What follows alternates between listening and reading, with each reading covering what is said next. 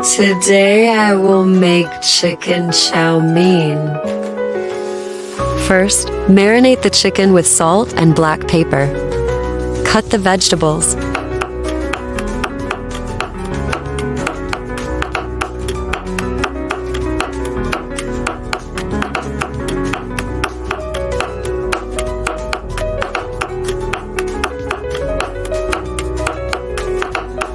Now I will cook the marinated chicken.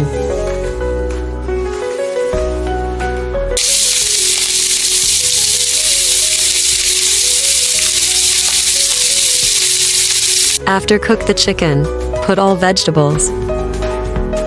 Finally, add noodles. Our chicken chow mein is ready.